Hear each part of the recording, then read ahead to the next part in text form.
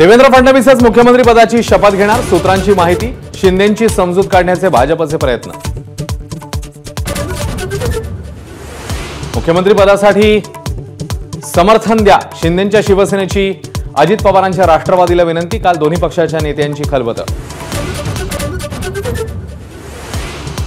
फडणवीस मुख्यमंत्री होणार असल्याचा संदेश भाजपने शिंदेंना दिला, रामदास आठवले यांचा दावा, तर शिंदेंनी केंद्रामध्ये यावं, आठवलेंचा सल्ला।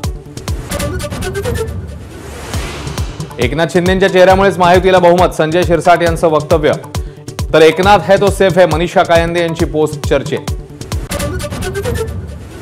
काँग्रेस मतपत्रिकांद्वारे मतदानासाठी भारत जोडो सारखं महाअभियान उभारणार, राष्ट्रीय अध्यक्ष मल्लिकार्जुन खरगे यांची माहिती, ईव्हीएम नकोचा नारा देणार। ठाकरे आणि पवार गट ईव्हीएम संबंधीच्या तक्रारीवर गंभीर, पवार गट वकिलांची टीम स्थापन करून कायदेशीर लढा देणार, तर ठाकरे गट निवडणूक आयोगाकडे तक्रारी देणार। पुन्हा मतपत्रिकेद्वारे निवडणुका घेण्यास सुप्रीम कोर्टाचा नकार, ईव्हीएमला विरोध करणारी याचिका फेटाळली, हरलात की छेडछाड दिसते असा याचिकाकर्त्यांना टोला। प्रदेशाध्यक्ष नाना पटोलेंना काँग्रेस हायकमांडकडून अभय, पक्ष म्हणून काय चुकलं ते शोधा आणि सर्वांना सोबत घेऊन मंथन करा, पक्षश्रेष्ठींच्या सूचना। ठाकरेंपाठोपाठ एकनाथ शिंदेंनीही लिहून घेतली आमदारांकडून शपथपत्र, पक्षश्रेष्ठींच्या निर्णयाला सर्व आमदार बांधील असल्याचा मजकूर, पक्षशिस्तीचं पालन करणंही अनिवार्य।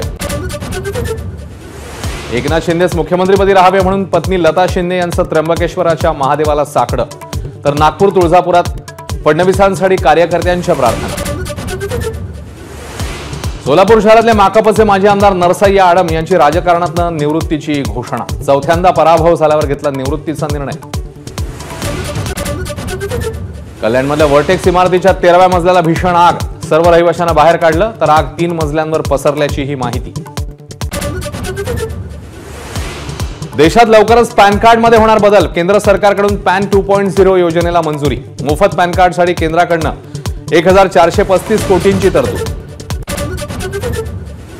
हैदराबादमध्ये पुऱ्या खाताना शाळकरी मुलाचा मृत्यू, एकाच वेळी 3 पुऱ्यांचा घास घेतल्यानं श्वास गुदमरला, सिकंदराबादच्या अक्षरा वाग्देवी इंटरनॅशनल स्कूलमधली घटना।